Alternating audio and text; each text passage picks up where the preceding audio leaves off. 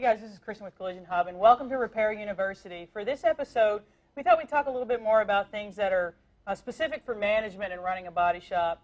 I know when I started my business, something that I struggled with was human resources. I'd always had a human resources department to kind of guide me and tell me what to do, and then suddenly I was out on my own. And I remember working with my father. It was just kind of a whatever happens in the shop happens kind of day. So we thought this was a great topic. We've asked Daren Fristoe from the Fristoe Group to join us. And we're going to cover just part one of what we hope is a multi-part series of interviewing and hiring in today's body shop. And Daren, I was telling you earlier, I think my entire life, I don't remember ever seeing an application at anything in our body shop. A guy would kind of walk up, say, I'm a body man and I have my own toolbox, and we'd go, okay, can you start tomorrow? Right. But that kind of solved some problems, and we got a lot of shops right now looking to kind of differentiate themselves from competition, and a lot of that, it comes down to human resources and benefits and kind of things you do. So thanks for coming. That's right. Well, thanks for having me. You know, it's interesting when you say differentiator, because that's really the part that we're talking about today. When you talk about your business, you talk about the bottom lines, it's all relative to the people that you have. Finding good people, identifying those people, developing those people, and then what that means for your business going forward.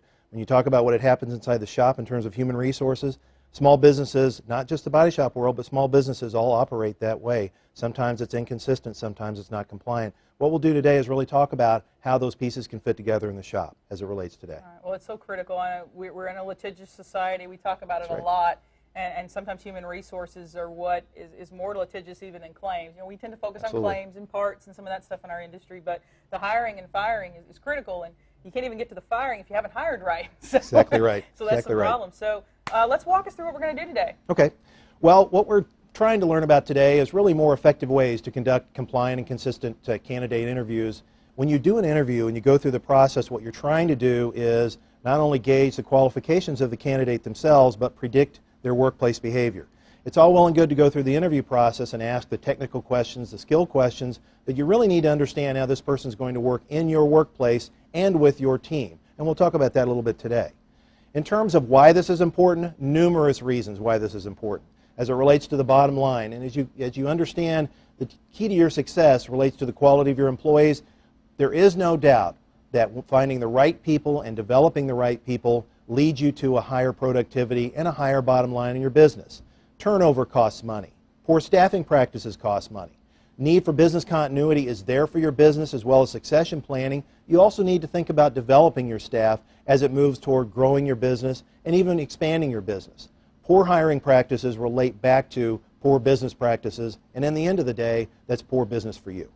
I think it's a great point. I think sometimes that we think that the hiring process is kind of secondary to where we want to be in the long-term success, and really that's the starting point. That's the green flag. Well, and the challenges today in the workplace, especially in our body shop world, is we have a need, we go hire. That's what happens. You mentioned not having an application process or even an employment process along the way. The challenge is businesses just go out and hire as they need it rather than proactively going out, identifying needs, finding candidates, developing a pipeline, and building a base so that when I need someone, I have the right person. They've already been vetted. Today we're going to go through a process in several bullet points, and we do move quickly, but I do encourage questions as we go through the process. We're going to talk about legal issues in the interview and what that means in terms of questions you can or cannot ask. We're going to talk about the process itself, because there is a process as it relates to how do you do an interview, how do you review candidates, and what kinds of questions you ask. And finally, we're going to talk about behavior-based interviewing as opposed to traditional interviewing in the process. That's going to be beneficial. I know the legal issues in the interview. That's one of the things I struggle with. I was always so used to having a guideline telling me what I couldn't ask. That the first time I had to hire an employee, I kind of was this lost little puppy. What do I do? That's right. Well, and that's, you know, what happens is we're all human beings, and we used to hold an interview where you would bring the candidate in, they would sit across the table from you, you would have a list of questions or not, you would ask those questions, and they would be hired or not. That's what happened. That was our process.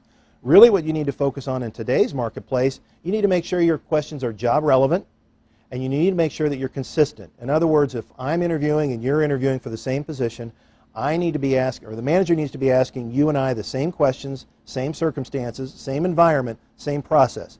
You mentioned litigious. That's exactly where employees and candidates for employment are today. They understand the rules of the game. They understand that they're not treated equally, or they are, and that's the difference in terms of getting hiring or not. Right. I can tell you in my years as a female tech, I often really could not have believed that I was being asked the same questions as a guy that was, you know, do you really know how to do this? And, I mean, what's the difference between really okay. If you stay close to job relevant, that's really the key, and that's the crux of conducting a good interview.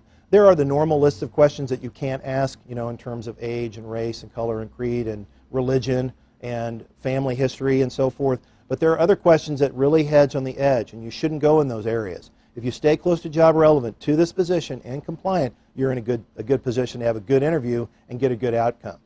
Our challenge right now, too, is, and we don't really talk about it per se, the challenge in the workplace for managers today. You have generational challenges now that are different than before. You have baby boomers, Gen X and Gen Y in the workplace, different needs, different agendas, and different ways for managers to handle those people, as well as interviewing them and promoting them in the workplace. Oh, that's great. Well, let's get into this, because I think this is going to be as good for me as it is for the shops out there. Get it?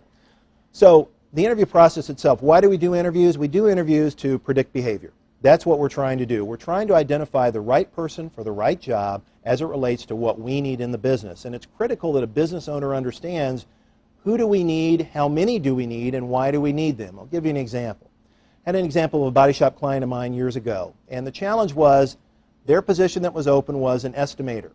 The estimator in their shop specifically was a salesperson, not just a sheet writer. They didn't interview for that process. What they did is they went out and they found the best sheet writer in town and hired that person. Bad hire, because now they need two and they only have one position open.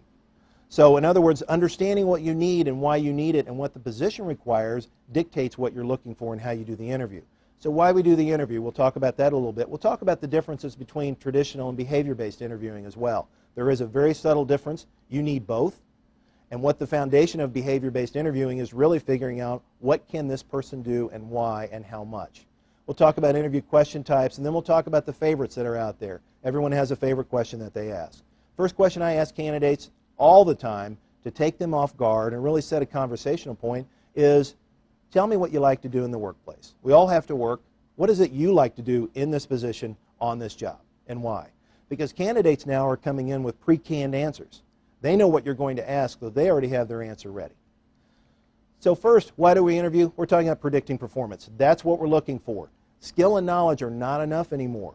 You need to know whether or not they have a willingness to do the job. Are they the right temperament? Do they fit with your team? Are they someone I can develop? We don't have the time or the luxury of small business owners to add staff. We need to find the right people, develop them along the way, and figure out how they fit in with the team. I think this is something in our industry we haven't done a good job of. We tend to kind of hire from other shops around us, where we're kind of cycling the same employees over and over, and it seems the same performance issues follow them. We're not really trying to get to the heart of finding the best for our team. Yeah, well, and the challenge too is that our talent pool is gotten more shallow. You know, the challenge right now is, to your point, we continue to recycle, we continue to find the same that worked somewhere else or maybe didn't, and we bring them on anyway because we have a need. Again, we're not typically proactive, because it takes time and money and energy to create a pipeline of talent. We need to figure out how we fix that. Part of that's the interview process. So we talk about the differences. Traditional interviewing is exactly what that means, meaning focused on education, training, qualifications, and levels of experience. It's essentially interviewing from the resume. I've seen your resume or your application, Kristen. I know what you do, how you do it, where you did it, and that's fine. But if you only ask questions based on what you see on this piece of paper, it doesn't take you further. Behavior-based interviewing is talking about what was done, how many times it was done, what situations was it done. I'll give you an example. If I have a painter candidate come into my shop and the question is asked about painting, what have you done, how have you done it, where have you done it, I need to know that this person has painted more than once recently. That's what I need to know. I need to know how they did it, I need to know where they did it, and I need to know how it fits together. In terms of behavior-based versus traditional, again, it's focused on recency and it's focused on frequency. And what that means is, at the very core, recency is, when did you recently do whatever you're saying you did? And frequency is, how many times did you do it? If you painted once 10 years ago, I don't want you. But if you've done this on a consistent basis and it fits together, that's exactly what we're looking for, and that's why we want you in the shop. Now, one of the things in our industry, because it's so technically driven. I mean, there's some things you can train for, and there's some things that people have to come to the table with skills for. Is it okay in an interview to test somebody out? So you tell me you're a painter. Can you prove to me you're a painter or a welder or whatever? Yeah, absolutely. I encourage shop owners to take candidates through the shop. I also encourage them to meet peers if they have the opportunity, and I encourage them to work with whatever that skill-based is that we're training for, we're hiring for right now. In other words, you talk about a painter, you talk about a tech, have them show you they can actually do this on a limited basis. But the challenge that happens is you've got to treat candidates consistently. You have to make sure if I'm interviewing 2 candidates, I'm doing the same exact thing with the same exact way in the same process with people. That's what you have to do. And that's a trap we fall into. Again, as we all know, if I have a need, I go out and hire it and fill it right now rather than take a little more time and maybe find the right person. Right. I've seen it over and over. Someone comes in and tells me they're an A tech, and 2 days into the shop, I realize they're a C maybe. Maybe. So. That's right. And unfortunately, they stay because you're glad to have them. Right. You have a need, and that's your challenge.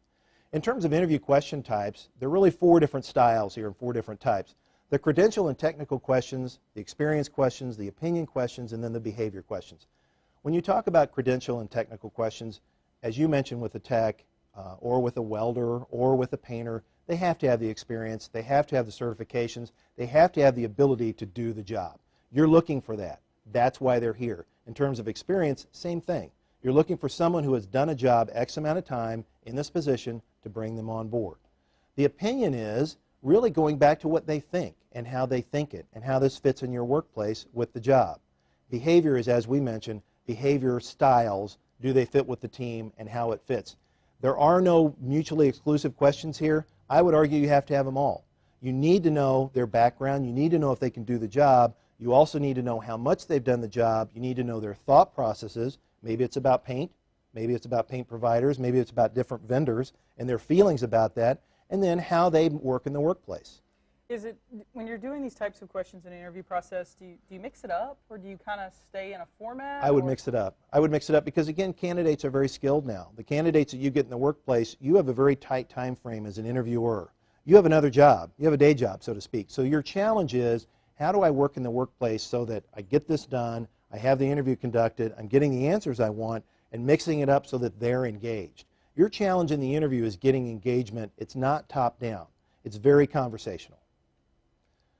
In terms of how you do an interview, conducting an interview is incredibly important because you're selling your business right now. So opening the interview means, where do I do the interview? What day of the week do I do the interview? What time of day do they interview? Do I do the interview at 4 o'clock on Friday? Probably not. Do I do it on the last day of the month, the last day of the quarter? Probably not in a given shop. But what I do is I schedule the time, I find a conference room that's private, do not do the interview in the break room in front of everyone. Make sure you go through the process so that you are giving this candidate the most of your time. You're focused, you're giving them the opportunity to gauge you. I always say that the interview is a two-way process because it is. You need the candidate in front of you and you need them engaged as well as you are. Remember, this is also somebody that can help you sell your business. Your best salespeople are your employees. These people are the ones you need to tell your story. So opening the interview is not just about having the place and time and space, but it's also about having questions prepared. And I would argue having written questions prepared is typically the best way to do this. In terms of having the opportunity to fit this together, you also want to make sure that the candidate understands the process. We're interviewing for a position that's open right now, Kristen, and we have 2 weeks before we're going to fill it. Let them understand how it works. Set it up front, tell them about the business, teach them what you're going to go through in the process, and then set the stage so that they can answer. That's really the critical side of this. You're setting the stage for a successful interview. In terms of getting the answers you want, again, you have skilled candidates out there now. So the challenge that we have is you may have a candidate answering a question you didn't ask. Happens all the time. And so the challenge here is I ask you a specific question, meaning I need to know how many times you did this, whatever this is, how long you were in ATEC. I need you to answer that question. And if you don't answer it or you run far afield, I need to bring you back. Remember, the interviewer owns the interview. Don't let the candidate take it and run away. You've got to make sure the candidate understands we're here for a specific amount of time. We need to understand why we're here, the length of the interview. Maybe it's an hour. You preset it, and then you move on. If they can't answer a question, give them the moment to answer. Some candidates are nervous. Some are brand new to the workplace. So you want to make sure they understand I'm here for a reason, the interviewer is here for a reason, and I'm here to help you answer the question. Because everyone gets nervous. It happens. In terms of selling the job, what that means is you are not only selling the opportunity to work at this place, but you're selling the opportunity to this candidate to be part of your team. You're selling your business and your organization and your entity to them. You're giving them a chance to understand, I want to be here and here's why. So in their interview, you've set it up and you've gone through what the job responsibilities are. You've shown them the place. They understand who you are. They understand how it fits together. But what they don't understand is, why do I want to work here? It's a two-way street. Every candidate typically has another option and another opportunity. The other thing about handling the interview in a professional way and a professional status is, the candidate may be told no today, but you may hire them later. So make sure that you're tracking along so that the candidate understands they may not have the qualifications for the opening I have today, but they will tomorrow.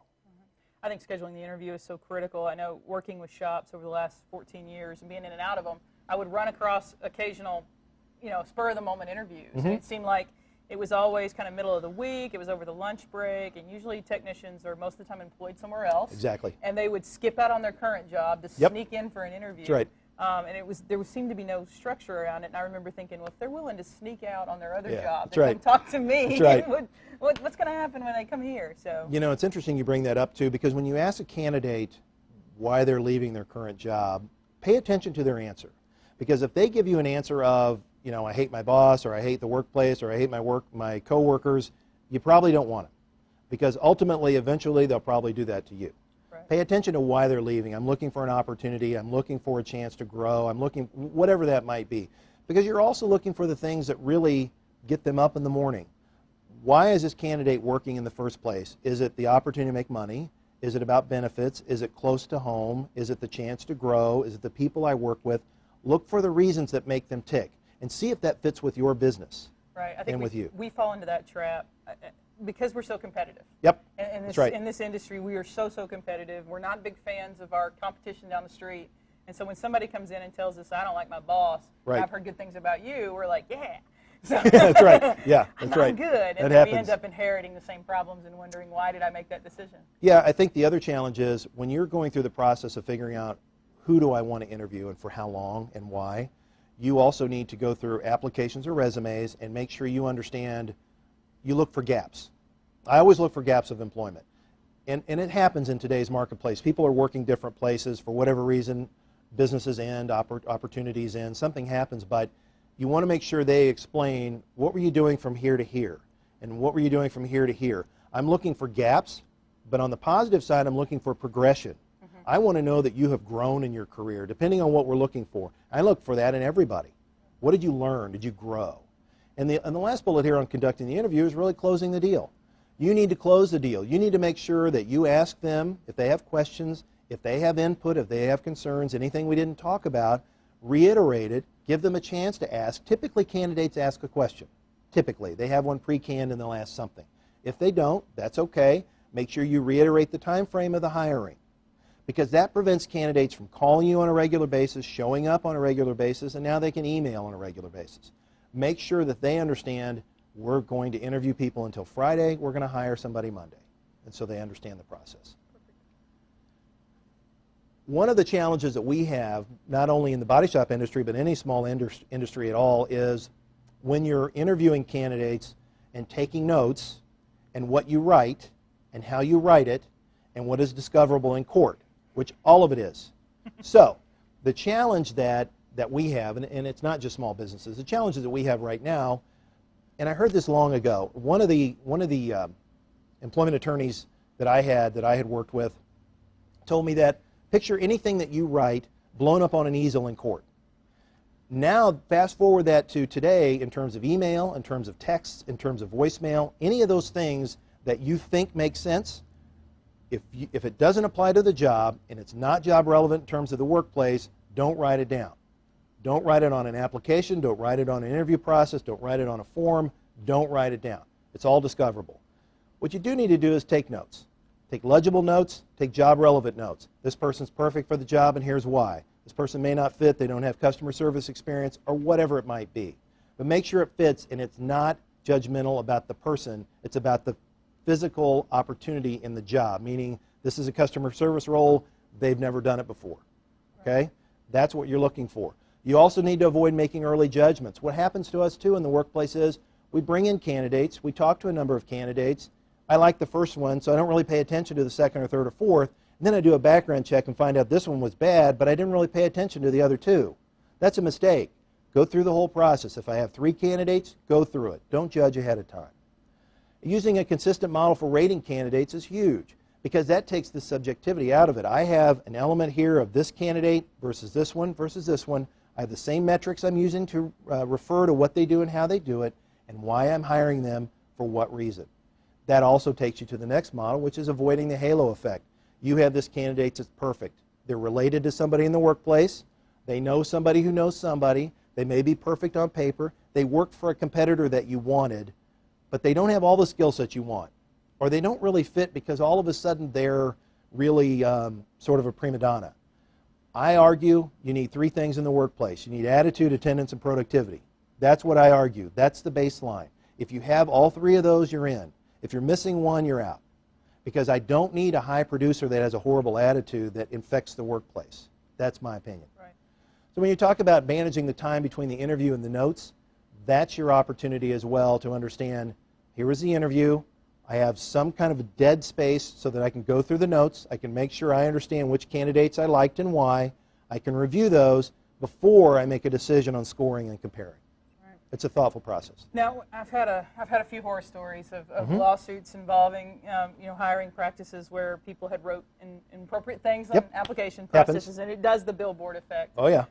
But while we're here, is there some things to keep in mind when you're trying to weed down your candidate base about referrals? I know that in this market, if there's a job opening, when I was in the insurance industry, all the shops used to call the adjusters and ask for references and what do you think of this guy and how good is his work really? Right. Are there some legal issues in the way you gather information about people? Yes, absolutely. The challenge with referrals right now is that's a new area of employment law, positive and negative. If I give you a glowing referral and someone hires you or a reference and hires you, that's created a challenge if in fact you're not a glowing candidate and vice versa. I always argue I don't give references or referrals because it's a slippery slope for anyone giving the referral. Referred candidates, on the other hand, if you're talking about I found a candidate I want to refer in to work on my team, the challenge with referrals internally is similar to having family members on board.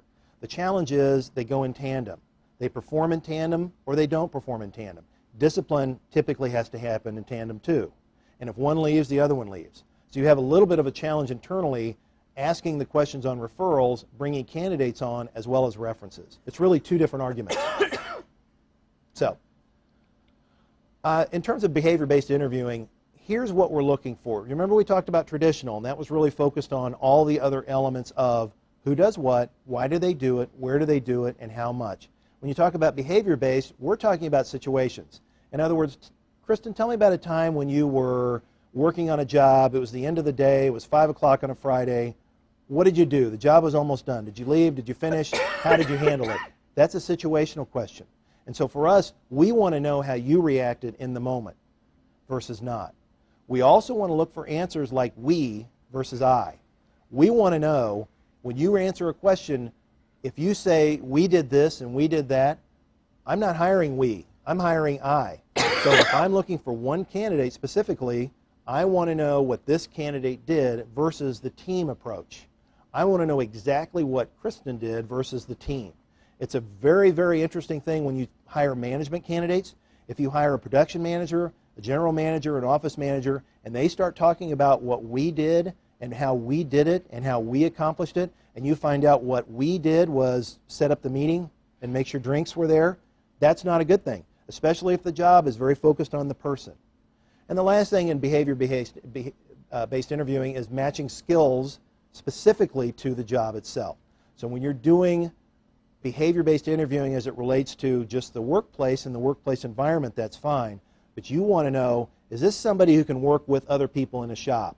Is this somebody who can actually interact with human beings? Remember I mentioned the estimator example. There's a reason that was a bad hire. They didn't match the skills to the specific job they had open. They did match titles, which is another challenge in our industry right now, in that we have titles all over the place. And it doesn't exactly mean what they're supposed to be doing. Right. So, I think one of the things that we don't ask enough questions about when techs is we seem to do a pretty good job of can you get along with peers? Because we all know what a bad apple in our shop can do to everybody when they come in. But we don't do a really good job of talking to people about time delays and meeting goals and objectives in this cycle time, focused world.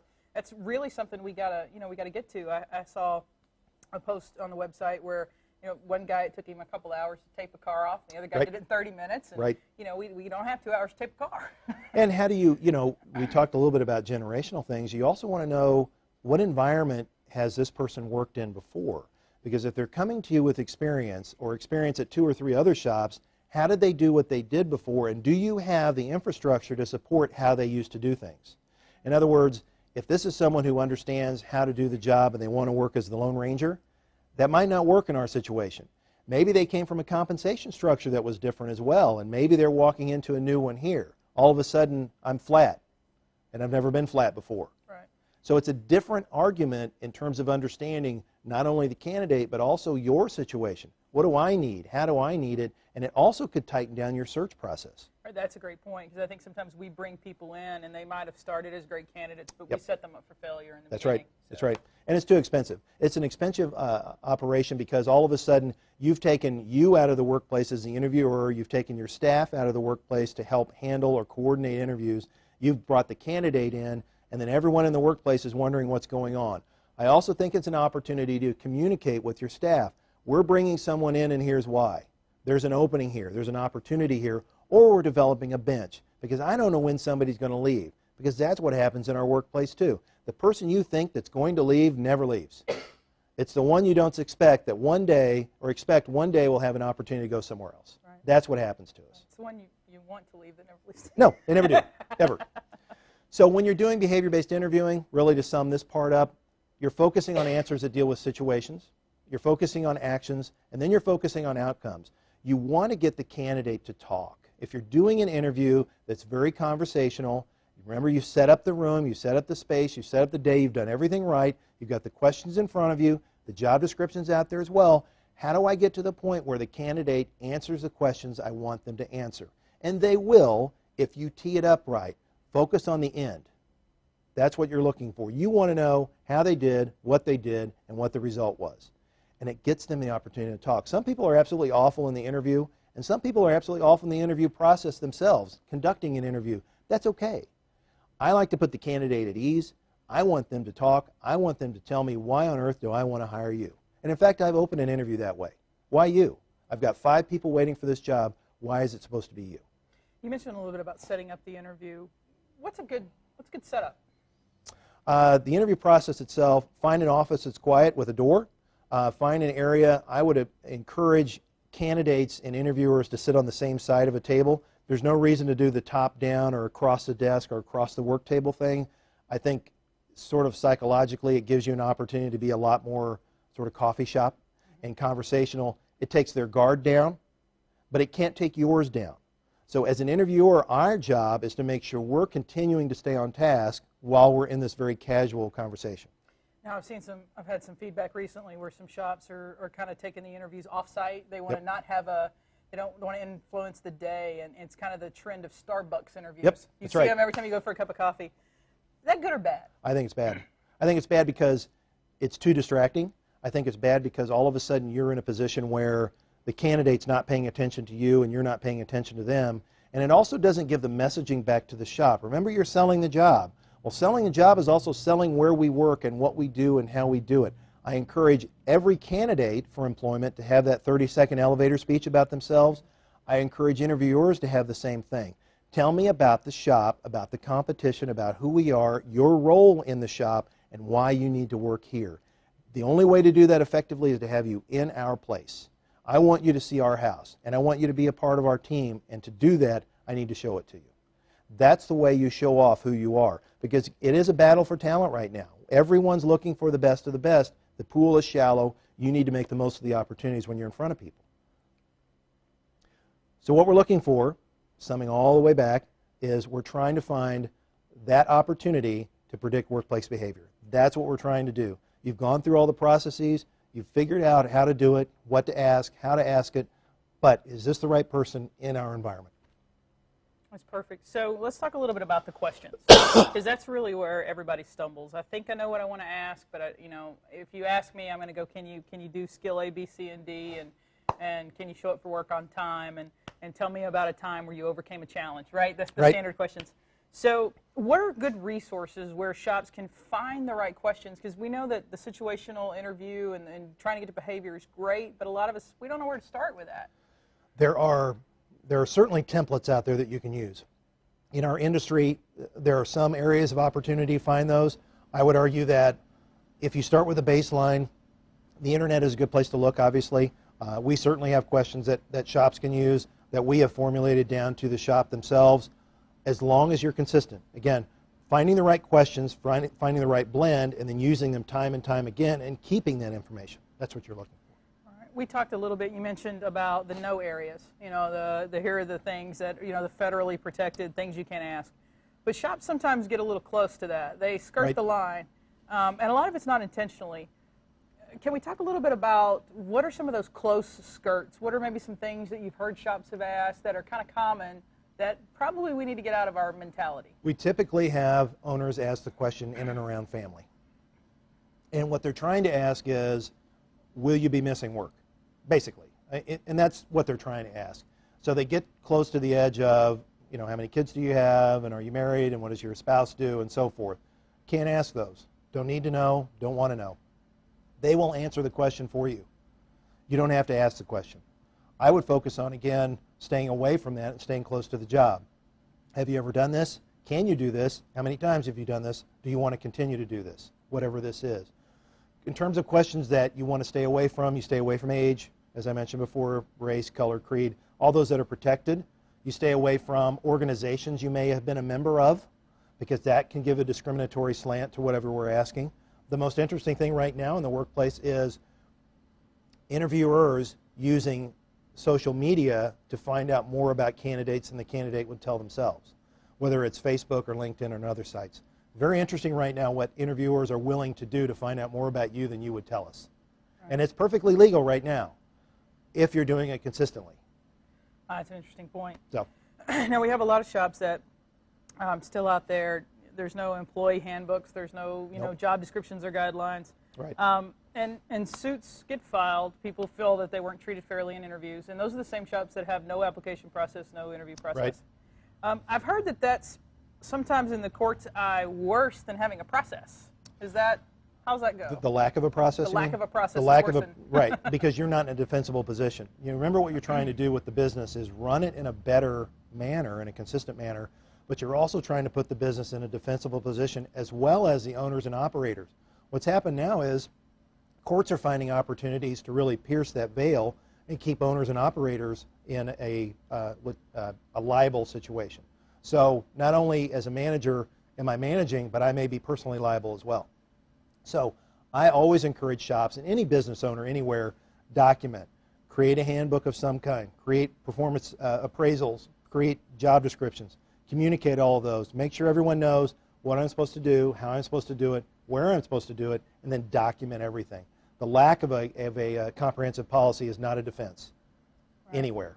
I think I've seen a lot of shops go through that suit, and, that's right. And they're good people, but they go into court and they have nothing. Right. And I've seen the juries kind of take that as a worse than if I'd have had something. Well, the employee wins. They think wins. You're hiding something in a way. The employee wins, because if you don't have anything, that means you're not using a baseline to how to manage your people, how to hire them, how to fire them, and how to discipline them.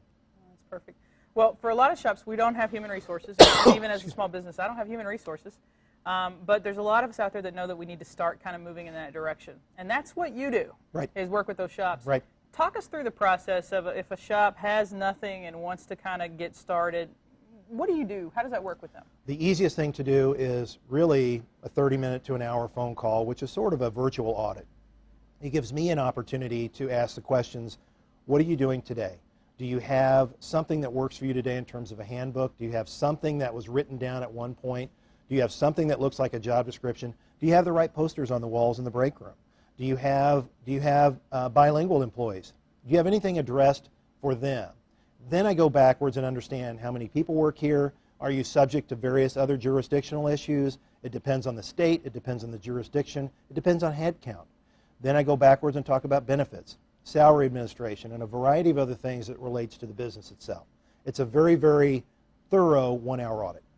Wow.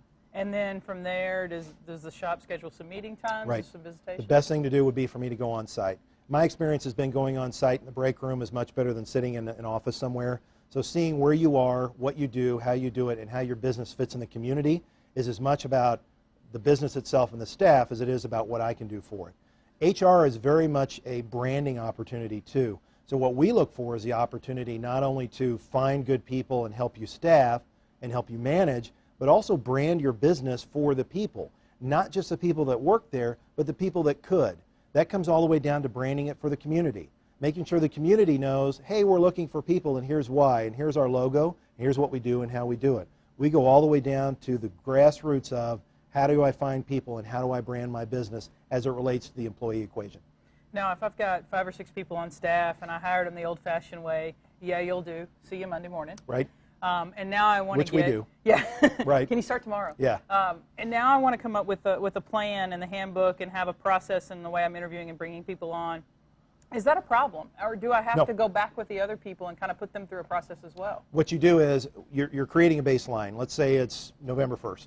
So you're creating a baseline, and I would always argue getting buy-in. If you have senior level employees that have been there a long time and they understand the drill and they liked it the way it used to be, that doesn't mean this is going to be worse. This just means the business is changing. If you don't change your business dies. That's what happens. The workplace is changing. The employee base is changing. The needs and the agendas of these people are changing, and our customer base is changing. So if we don't change, we're not going to move forward, we're not going to grow. All the existing employees need to understand that. By instituting policies and procedures you probably had in place anyway, we're just formalizing a process. And we're protecting the whole business as well as those employees. That's perfect. Yeah. I'm going to check and see if we got any questions that have come in on LinkedIn, Facebook, or Twitter.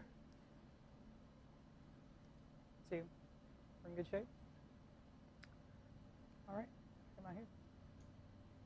All right, well, you've got Daren's contact information up there on the screen. You can drop him an email, give him a call. He'll be happy to answer any of those questions that you have. If anything comes up, after we close out the broadcast, you can always contact us on the website. Daren's also a member of the website, so jump over and send him a friend request, and he'll be happy to get with you on anything that you can. Absolutely. And remember, this is going to be part of a 3-part series, so going forward, we're going to go through the interview, we're going to go through what you do after they're onboarded, and then figure, what do we do if we have to let somebody go, and what are the legal issues there. Right. So if you have any input, any suggestions, or any questions, let us know beforehand, and we can make sure that we can tailor those presentations to your needs. Absolutely. I appreciate you joining us today. As always, the broadcast will be available within the next 20 minutes live for replay.